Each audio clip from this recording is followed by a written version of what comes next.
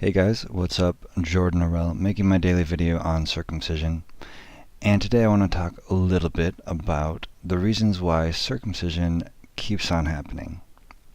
So the main reason that I believe circumcision gets perpetuated isn't because of doctors. Primarily, it isn't because of Jewish people or because of parents. And these are all the normal culprits that we tend to sort of blame it on, is a certain specific group of people. We see a certain group of people as other, as a threat to our tribe, as a threat to who we are, and make them less than human somehow. That's how circumcision is also perpetuated, by the way, by seeing someone as different from us, fundamentally different, fundamentally bad. Seeing doctors as being somehow inherently evil, or Jewish people as having some inherent darkness about them.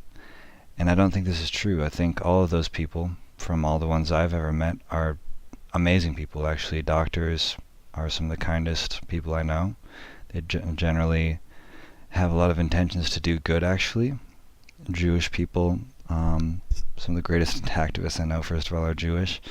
Also, I've met a lot of Jewish people who, once they really understand circumcision, are pretty quickly against it. They just don't understand it. All these people just don't really get it. There's barriers that make it even more difficult for them to understand it, sort of social, cultural, religious barriers. But it doesn't mean that they're inherently evil. It means that there are forces in society that cause us to normalize the genital cutting of children. And these forces are the ones that we need to take issue with. These are the real enemy. And so, rather than saying doctors are evil and greedy, what social forces are actually causing them to continue to normalize it, continue to say it's okay, and how can we fight those forces? And it's quite simple, really. The normalization of circumcision has to do with certain frames that are constantly set. That it's unhealthy to have foreskin, that it's dangerous, that it's dirty or gross, and that it's normal for parents to have a choice in the matter of whether or not they want to cut their son's genitals or not. It's also very important how this is all phrased, because they wouldn't phrase it that way. They would say whether or not they circumcise him, whether or not they make this parental choice of circumcision or not. So once you reframe that and say, it's genital cutting, and make that clear, once you say it's actually a matter of choice for the boy himself, it's his penis, it should be his choice. Once they understand that actually there's a strong argument that the foreskin has very important sexual functions, including lubrication and huge amount of nerve endings. Most of the nerve endings in the penis, the same kind of nerve endings that are in the clitoris, are only found in the foreskin of the penis. And that's why it was cut off. It was cut off historically to harm men's sexuality. We've only very recently covered up that reason and tried to find medical excuses, but when you look into them, they're actually all ridiculous. So all these things that I just said, all those are frames of understanding, and they're ways of countering the frames that are set forth by people who promote circumcision, or not even people who promote it so much as any time that anyone has a conversation about it.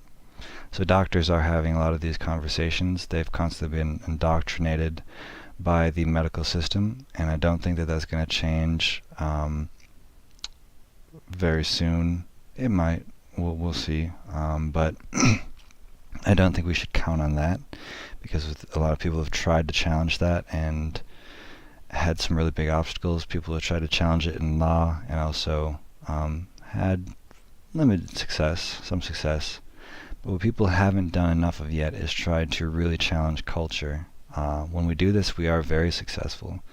Having every single conversation we have, we can reframe these things. When someone says, "Oh yeah, but it's cleaner," you can say, "Oh, okay, but that's actually the same argument we use for female genital mutilation." You can always come back and use that for a lot of the arguments, that it looks better. Well, that's also the argument for female genital mutilation, so it's not really a very good argument. The argument that it's his father is circumcised, so he should be. Well, that's another argument for female genital mutilation. So let's throw all of those out. And more importantly, when someone says those, respond in that way, and be very frank. That's the same argument, so they just don't really hold up. And on the other hand, then you can again counter with, well, and actually the foreskin is the most sensitive part of the penis, and a lot of men are extremely traumatized. And a lot of women, by the way, who are circumcised are very happy with it, and think it's great that they have their clitoris cut off. That doesn't necessarily mean it's a good thing. So, it's constantly resetting these frames. Whenever someone says one thing, you come back with, with the sort of opposing, opposite frame, always resetting the conversation to the fact that it is extremely damaging sexually, psychologically, and that culturally, ultimately it's the same as female genital mutilation, only it's a different culture. And so these are some of my favorite ways to counter it. And basically it's saying those over and over and over and over again. You can do this on an individual basis, but you can also do it, in public conversations, in public debates about the issue, in media like Eric Klopper's play, Sex and Circumcision, or in like the upcoming movie by Brendan Marotta, American Circumcision. It's constantly taking these arguments, taking them in, and then what is the reply to that? What's the logical reply? Thinking about how do I reset this frame so that it is clear that it's genital mutilation. It's really uncovering the fact that circumcision is a term for genital cutting. And you can start with that term, by the way. I always say, I work at Foragen. It's a company who's regenerating the foreskin for guys who are circumcised and would rather not be, and so they can regrow their foreskins. And then once I get further into the conversation, I'll start using genital cutting. And then if we get to the topic of female genital mutilation, and I use that at some point, I might point out that many men actually experience this as genital mutilation, which biological means, why shouldn't they experience it that way? At which point it's pretty hard to argue with that, because I've already said all the reasons why it's the exact same as I just stated earlier. So constantly excuse me, bringing that conversation forward, and starting with I always start by asking them what's their sort of take on it, what's their opinions, and then just gradually nudging them towards, well, yeah, maybe I understand why you see it that way, but have you considered this? I understand why you think it might be gross, but also that's, you can wash it with water every day. In ancient Egypt or whatever, maybe it was more of a problem, but today it isn't. You can easily wash it. And also, female genital mutilation, women have 4 times as much smegma, and that's not really a reason to cut part of their genitals off, so why would we do it to ours? And so again, constantly just gradually pushing that frame forward, resetting those frames, because these frames of understanding, these ways of looking at circumcision and understanding it, are the enemy. Those are what are in people's heads, what get repeated over and over and over again, and they seem innocuous at the time, but every time you don't confront that, every time someone says that, and people just accept it and say, yeah, I guess it is gross, or yeah, it is normal to do, or it is it should be parental choice is a factor. I never ever let that slide. It's like, no, and then another thing to do is be very clear about what it is. It shouldn't be a parent's choice of whether or not to cut off part of a baby's penis. It should be up to him to decide when he's old enough to.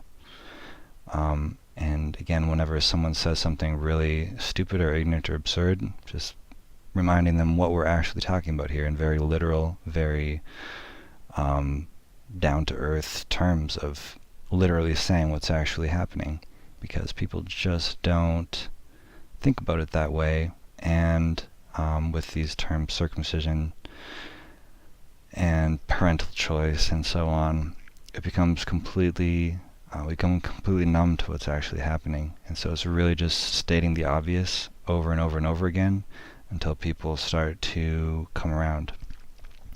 And that is how we will win this. It's not by defeating a certain group of people or part of the battle may play out that way, but ultimately I think it's a matter of how does culture see this, and how can we get as many people to see it that way as possible? How can we get as many people to hear this message as possible? And it starts by just having the conversations every day, learning to talk to people about it. The more I do, the easier it gets. And eventually, very soon, it's going to be, I can already see it with the upcoming generation. I don't even have to,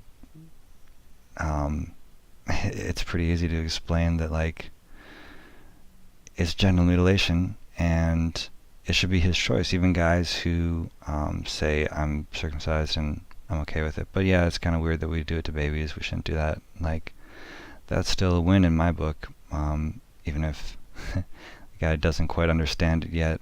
At least our generation seems to get that that a baby's and a child's rights come before a parent's rights, which I think is just a sign of our times. So anyways, yeah, kind of a roundabout way of trying to say we really need to understand that the enemy is misunderstanding. The enemy is ignorance. People aren't inherently evil. Jews aren't evil. Medical professionals aren't evil. There are evil medical professionals and evil Jews. There's an evil of every kind of person. But ultimately, what makes them evil is ignorance and pride. And so the way to defeat that is being human, is bring this human element of communication to it, of bringing our emotions to it and being real about how we feel, about our experience, as well as about what's really going on here, and telling the truth. In the end, the truth will prevail. So let's do this, guys. Keep on talking out, keep on speaking up, and very, very soon we will win this fight. I promise you that. So that's it for today. Thank you, as always, for watching. I will talk to you again tomorrow.